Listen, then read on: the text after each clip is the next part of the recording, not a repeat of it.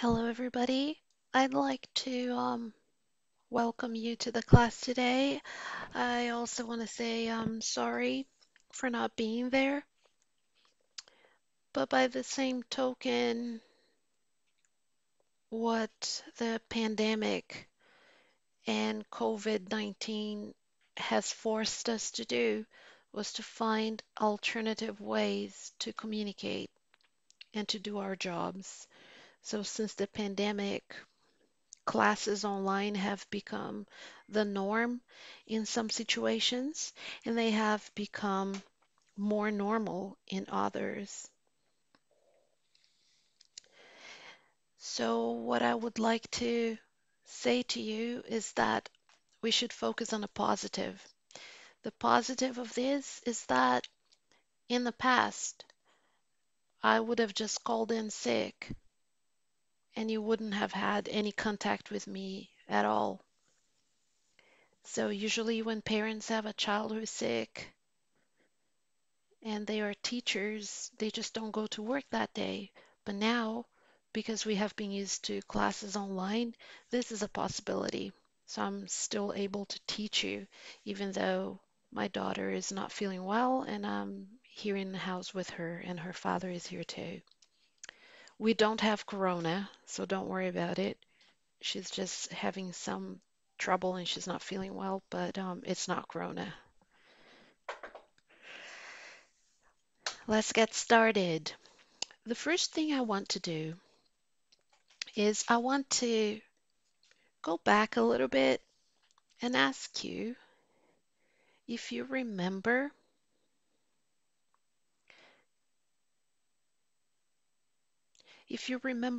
our last class that we had, if you remember anything about the two texts that we read. Some of you had a meeting and you weren't sitting there, but when you came back, we read together and we also listened to some groups do presentations about the texts. Can you just type in chat what you remember? Just go ahead and type what you remember.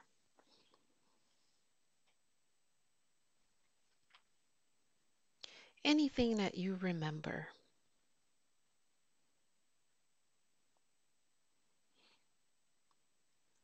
Keywords, anything.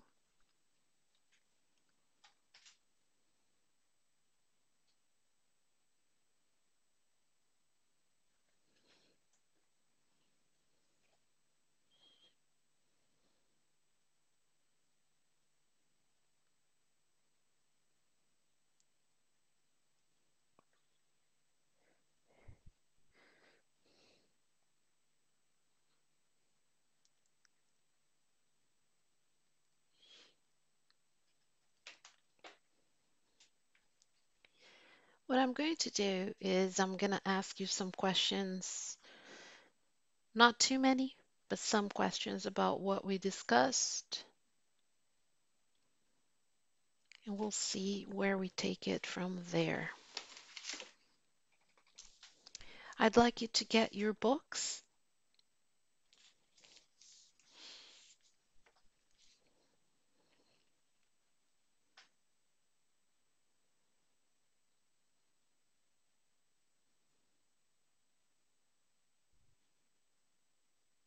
Pages 100, 81, 82, 83, 84. Those of you who read all the texts, you probably don't need to look at the text again for you will probably remember the information just like bam, bam, bam, one, bam, two, bam. But some of you may not remember it, but you will try to find it. Please get your books. I am looking for glasses. If not, I'm just gonna squint and power through.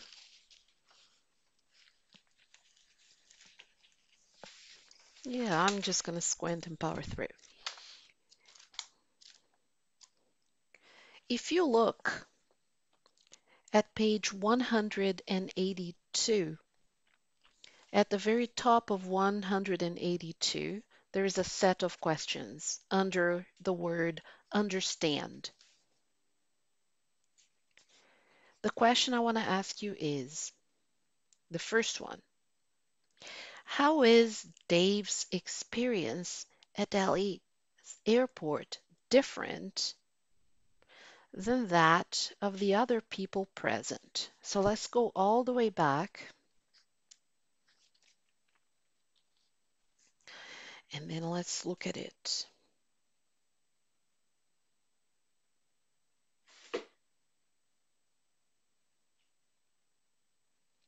At the very top of the page, page 181, he talks about having a headache. It's the second part of it. What did he feel as soon as he got to the airport?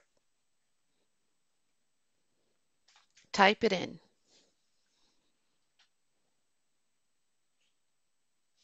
How did he feel as soon as he got to the airport?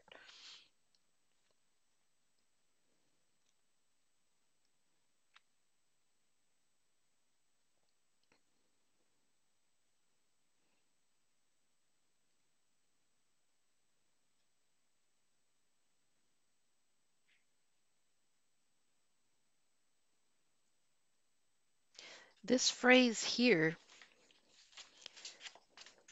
says it all, and I'm sure some of you may have even typed it. He said, it was just taking the piss. That number of people simply couldn't fit into such a small space and not end up ca- eating eating each other. So he was talking about a huge shock by seeing all those people. That was his impression. And he also said, when you arrive in India, it is like stepping into an oven. Please type in chat why you think he said that. Stepping into an oven. Please type it in. Why do you think he said that?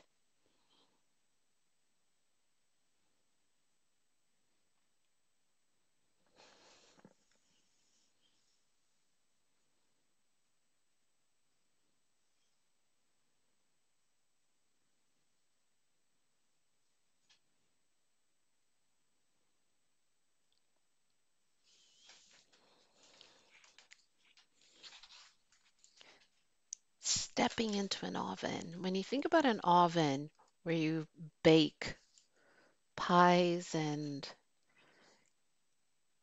imagine like when you open the oven to take something out of it, that warm air comes, that hot air comes into your face. That's how he felt. Get this a little bit further from my face because every time I speak, a little bit of air blows into it and it makes a very uncomfortable sound for whoever is listening.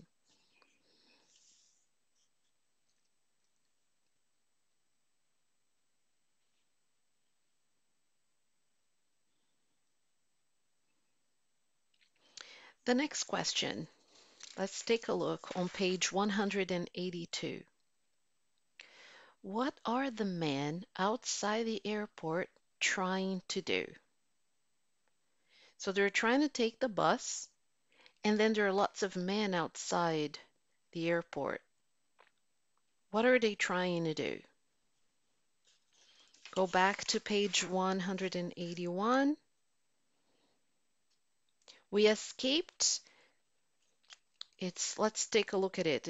There is a first set of sentences that start I had, and then the second set of sentences, Delhi airport was ta ta ta, and then the third part, after queuing for several hours at immigration, we escaped the airport and discovered that it was even madder outside.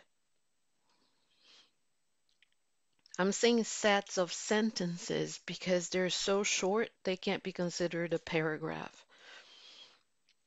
after queuing for several hours. So, what were the men trying to do?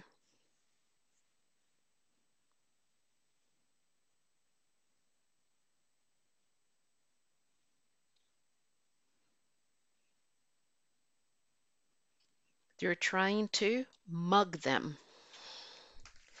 What does that word mean, to mug? To mug. What does that mean?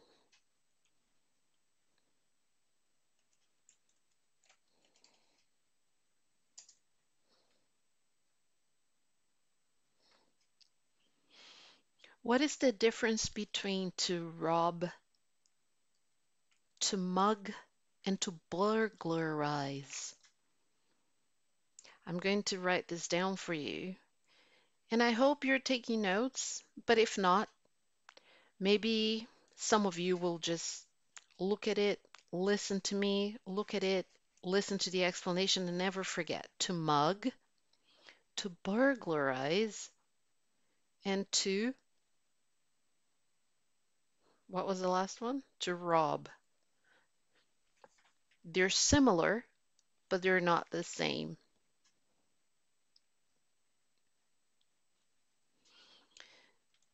To mug, and I'm going to put the text on the screen for you to see.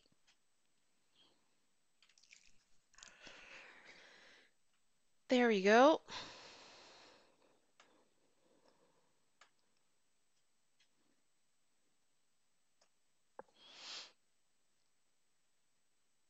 To mug.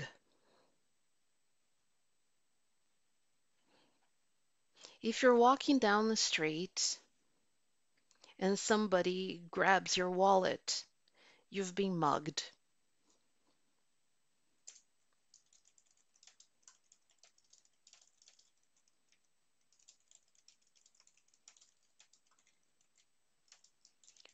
You've been mugged.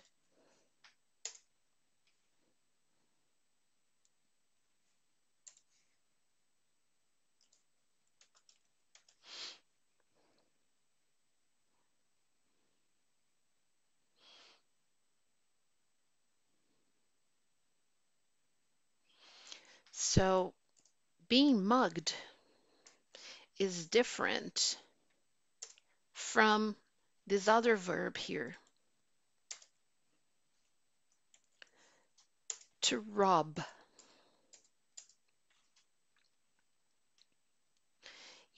You can be robbed anywhere, really, but usually you say the bank was robbed. Those men robbed that jewelry store.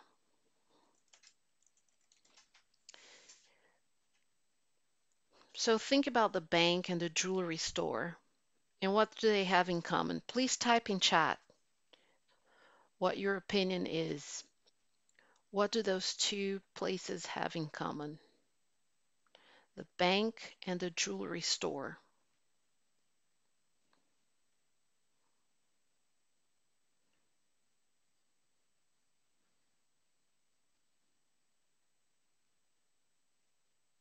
I'm trying to, the reason why I'm asking you this, because I'm trying to see if you can make a connection between the reason why, if a person is walking down the street, you say, oh, they were mugged.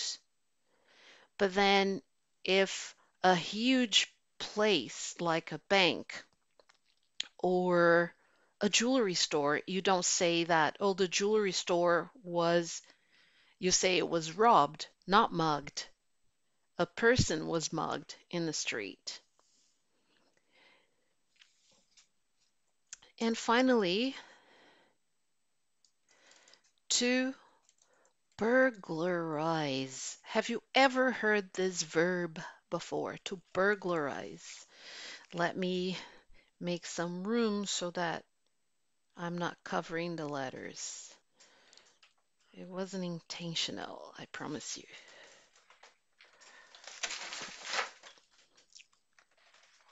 A little bit of an accident here, but I'm not hurt. Don't worry about me. I'm still alive. I just dropped the book. To burglarize. If you know what it means, type in chat what that verb means. And how is it different from the other two, mug and rob?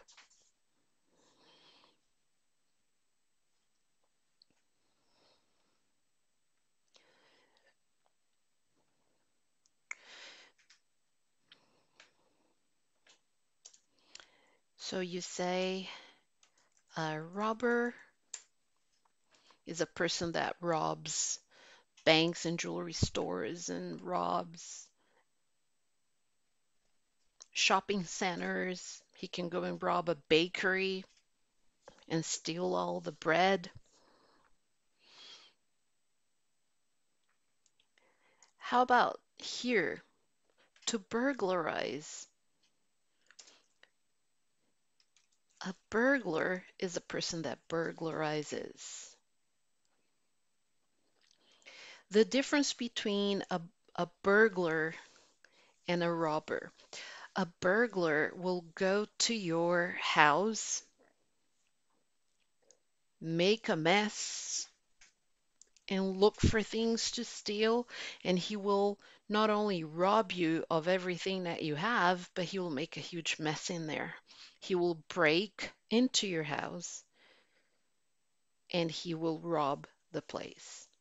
So a burglar is different from a robber because you usually talk about burglars when you talk about houses being burglarized. And this happens perhaps not so often here, but in other, and that's very fortunate that that doesn't happen very often in Norway. I'm checking to see if I have messages from Uneberit. So a burglar comes to your house, breaks into your house, and burglarizes the home. So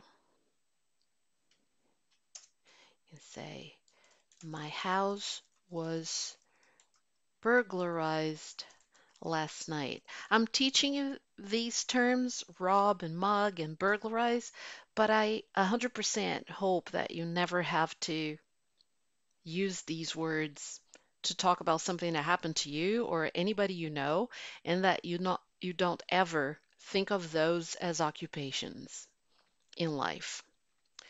Please. A burglar is somebody that burglarizes.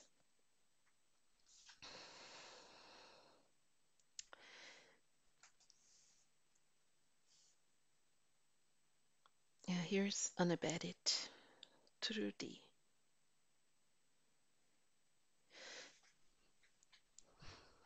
This is happening in real time. So that's why it's, I mean, not really, because when you start to watch this, I will have already finished saying what I'm saying and I will be typing stuff in chat. It's really weird, but it's a process that works for me. All right. So to burglarize, to rob, and to mug. You mug a person in the streets, you rob banks and jewelry stores and shopping centers, and you burglarize homes. But of course, all of you, are never going to do any of those things, and those things are never going to happen to you. But if you're reading a book, or if you're reading the news, and you see the words, you will know what they mean. So, what happened to these people who were in India? They were mugged. So, they were going through a lot of different things. And the name of the text is fear, pure fear. So, they were fearful. Can you please type in chat a synonym for fearful? If you say, I am fearful, please type in chat a synonym, not the translation to Norwegian, but another word in English that means fearful.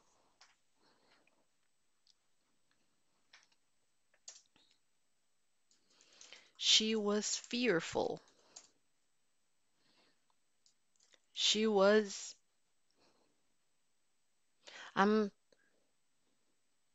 you haven't typed yet while I'm saying this, but I can probably see it in chat and I'm typing, yes, that's correct, or no, that's not correct, because I know that somebody must have said she was scared. She was afraid. So fearful, scared, and afraid are adjectives to describe that fear that you have inside when something very scary happens to you. So let's go on.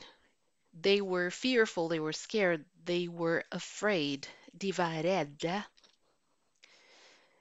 Rädd, afraid. I hope I didn't murder that word pronouncing it that way. But let's go on. The next question I'm going to ask. I wish I could have found my glasses, but oh well, I'm powering through without them. The next question. Why does Dave want to put the bags on the roof himself? So he doesn't want to let the man put the bags on the roof. He wants to do it himself. Type in chat why. Why does he want to do it himself?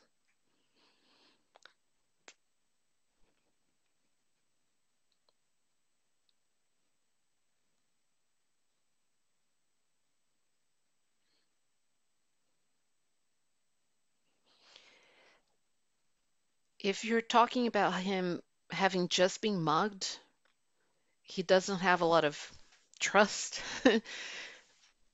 on these people. He is afraid, so he wants to do it himself. And there is something else. They're asking for money, and he doesn't want to give them money for that. The next set of questions, the questions at the bottom of page 182. When does the bus leave the airport?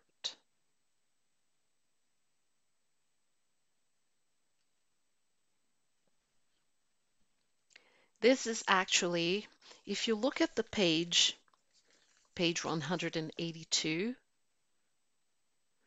it is towards the end of the text.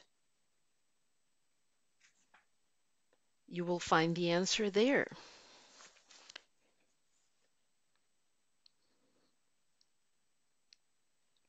A half hour after this entire situation happened with them. It took them a half hour. They had to sit there for a half hour going through that ordeal.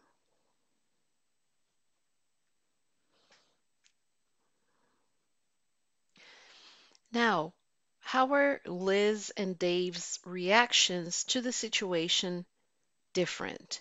So, one of them was kind of angry, and the other one didn't really mind. And some of you, last class, you told some stories of different situations that you were in when you traveled to other countries. And you gave some examples of how you can be scared, fearful, afraid, or simply very uncomfortable. In Norwegian, uncomfortable, I'll let you type it, but I know what it is. I'm just wanting you to type. How do you say uncomfortable in Norwegian? And I want to see as many answers as possible. I know that some of you say, oh no, I start to see all the answers rolling in the chat and I don't want to type. Just don't worry about what anyone else is typing. Type your answer because I really do appreciate it. Uncomfortable, ubehagelig. So they were uncomfortable with that situation. After that, the last question.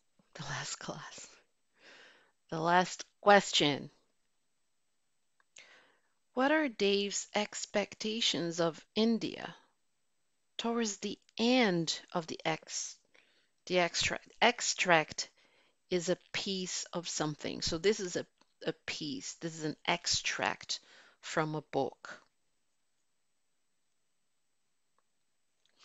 I want you to look at the very last bit of text. The very last, it's a tiny, tiny set of sentences. I'll call it a paragraph very reluctantly because it's very small, very short. It starts with what the. So I want you to read that and tell me what his expectations are. Type it in. What are his expectations after they've been mugged? It was super hot. They were uncomfortable. All of that situation happened. What are his expectations now after all of this has happened?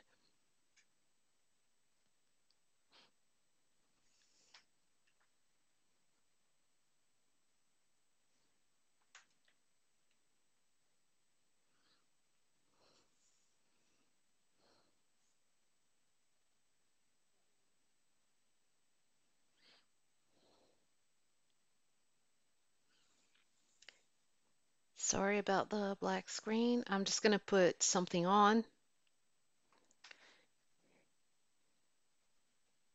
I'm going to put something on, but I'm still here.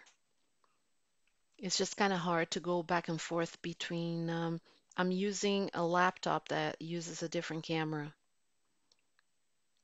So I'm having some difficulties with it.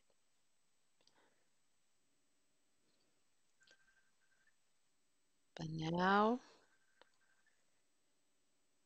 I'm going to access the other camera because I'm using the camera. It's weird, but I'm back. Here I am. Here I am. So you can say he had very negative expectations. You can say his expectations are that he's going to have a terrible time over there.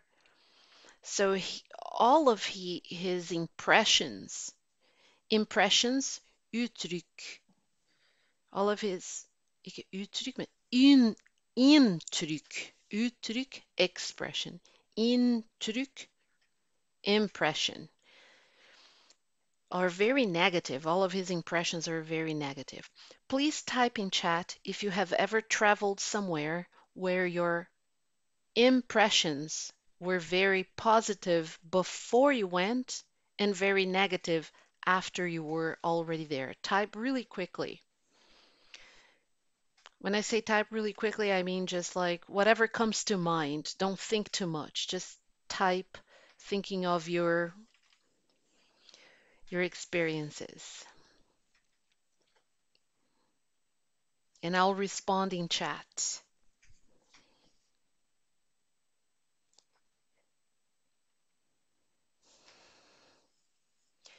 Your expectations can be very different. Expectation, forventning, expectation. Before you travel, they show you a beautiful brochure with the pictures of the place, and you're like, wow, I really want to go there. But then, when you get there, you're like, this doesn't look like the picture. I paid 25,000 Norwegian kroner for this. So I want you to tell me about places where you thought it was going to be one way and it was another.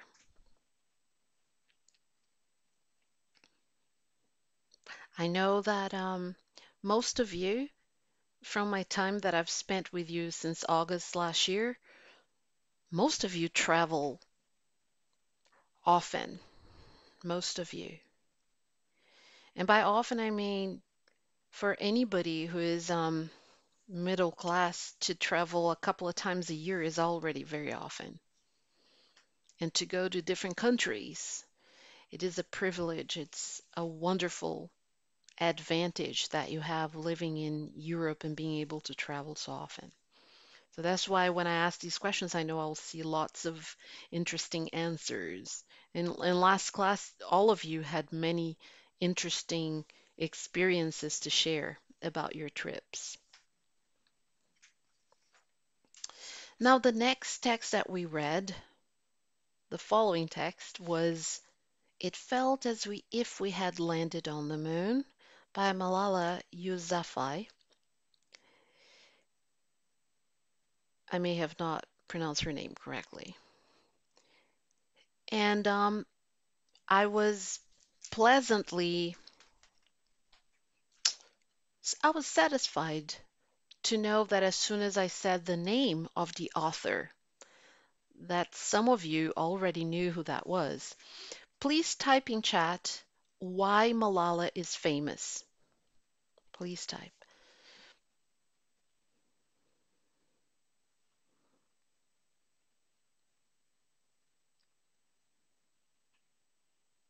Why is she famous?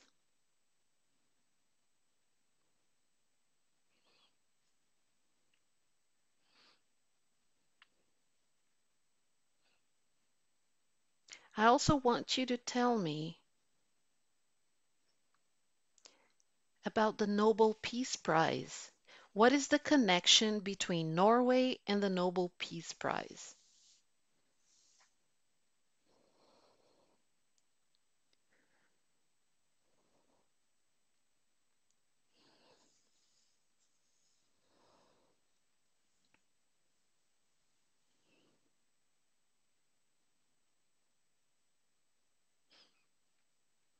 The Nobel Peace Prize has been held in Oslo many, many times.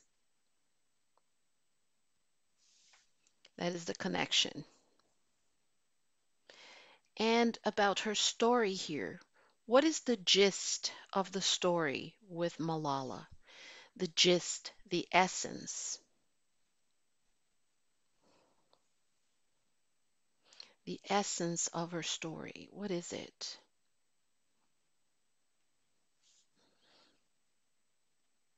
I'm not talking about the text itself. I'm just talking about general facts about this. So she's a celebrity. She's a public figure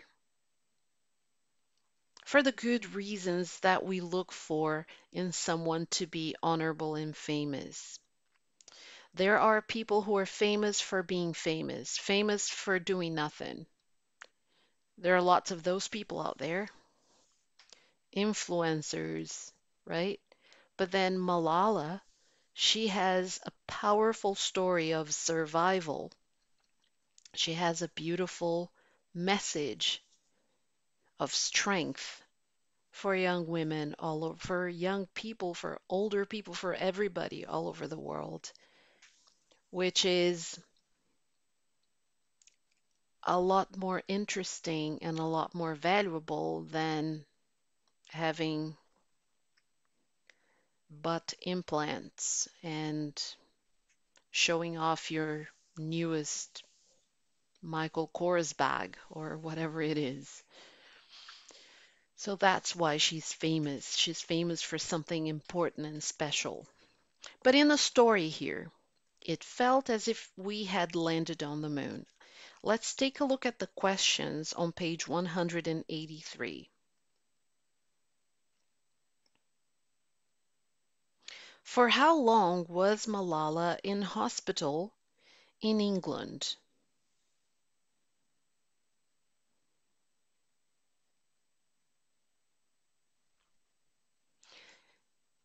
At the very top, the very first couple of lines. Please type the answer. If we finish answering all of these questions while we're here on YouTube, you don't have to do them in writing to hand it in later because you're already doing it here. We might just do all of them.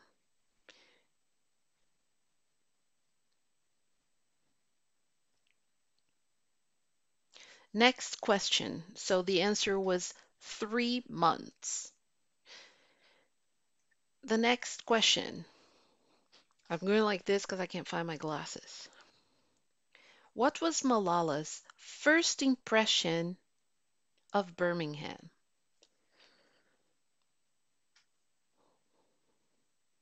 First impression. Först intryck.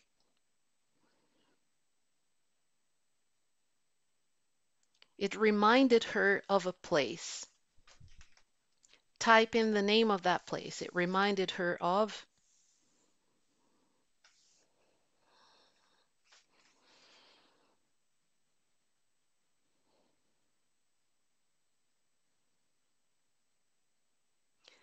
That is correct, Islamabad. Letter C. Why is Malala surprised at what the women are wearing?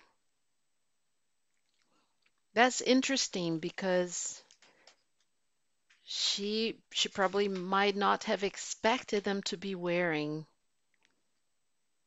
the outfits that they were wearing.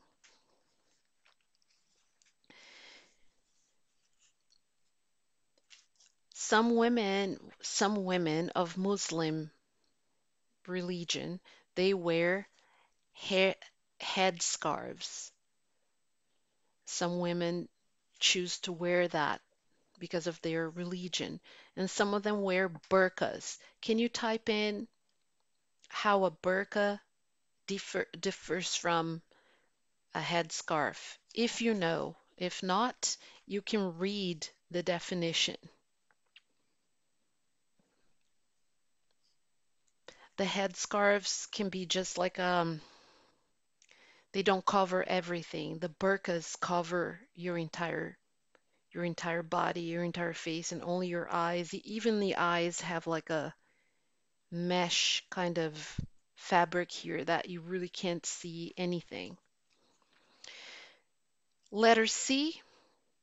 Why does living in Birmingham remind Malala of being internally displaced in Pakistan? She felt isolated. She felt isolated. And I remember something that we talked about last class, which was really interesting. I said, sometimes you may feel like a tourist somewhere.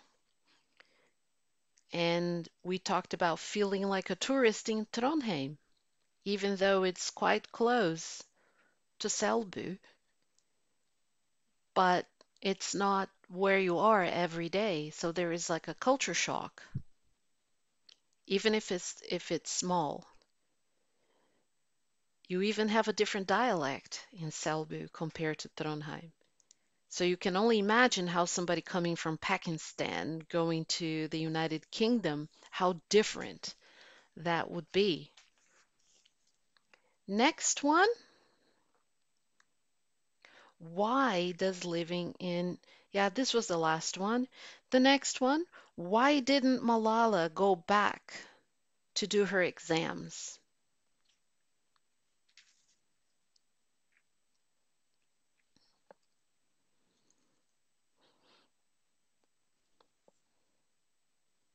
She didn't go back because of the situation in her home country of Pakistan.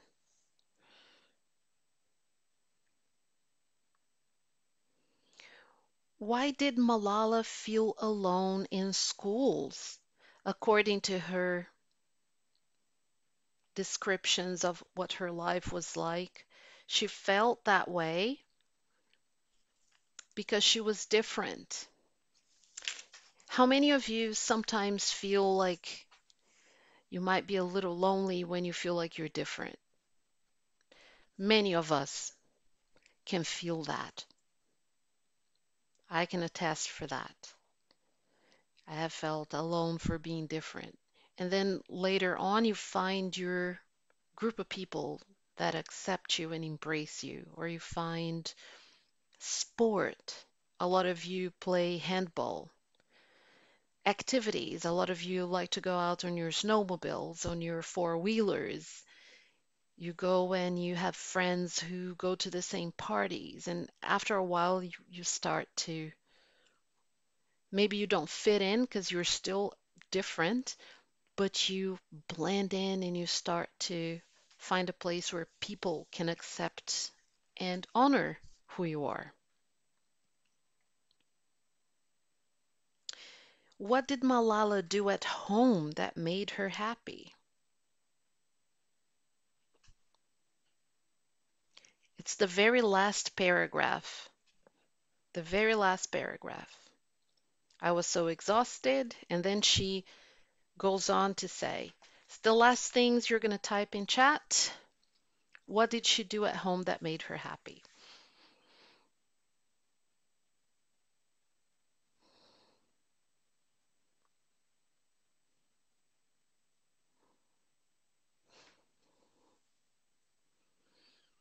She could speak her own language with her family. That was one thing. And she would Skype with people that she loved who didn't live there. And she could watch Indian soap operas with her mom.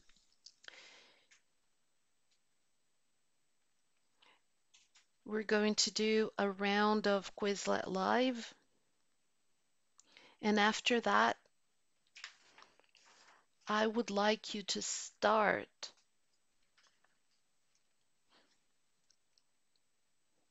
page 186, number 1, and still on page 186, number 2. Number 2, you should sit with someone to do.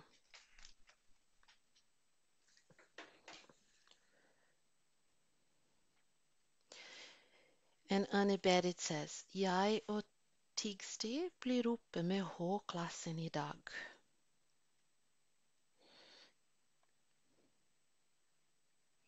And I'm replying, awesome. So we're going to do a round of Quizlet Live, and then you're going to work on pages. Now I'm just going to give you one page because you already have so much to do. Page 186, number 1 and 2. And letter B you have to do with a classmate.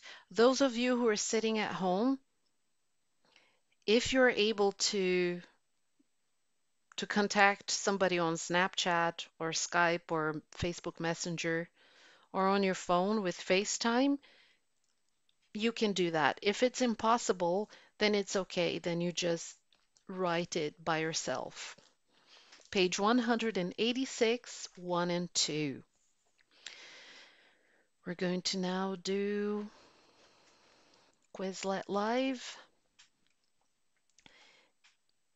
As soon as you see the code, go straight in.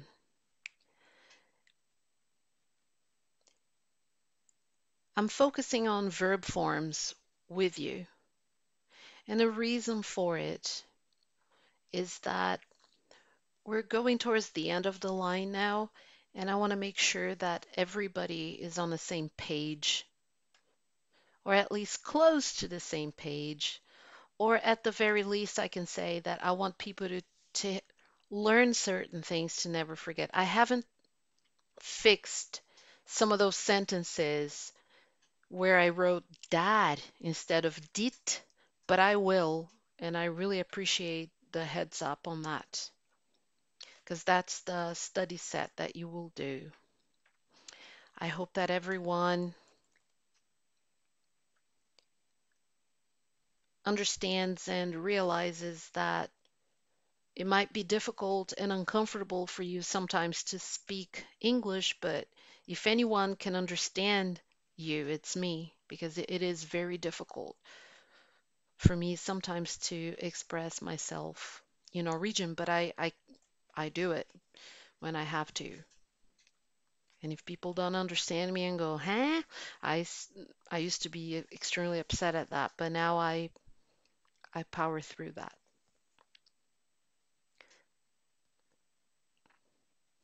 Quizlet Live, here we come. I have been using Quizlet Live since 2015, I believe. And let me tell you, I have had lots of good experiences with it.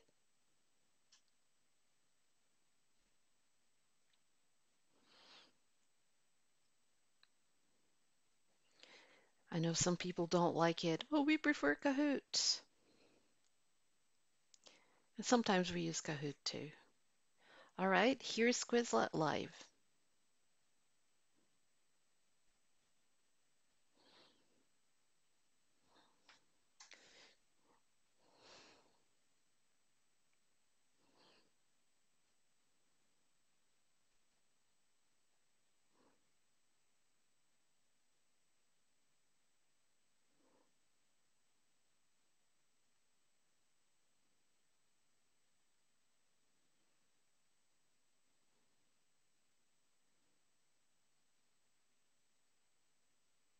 Jag drew dit. I'm going to fix it. I promise you I'm going to fix it. I'm going to switch that dad for dit. I've been meaning to do it for a very long time.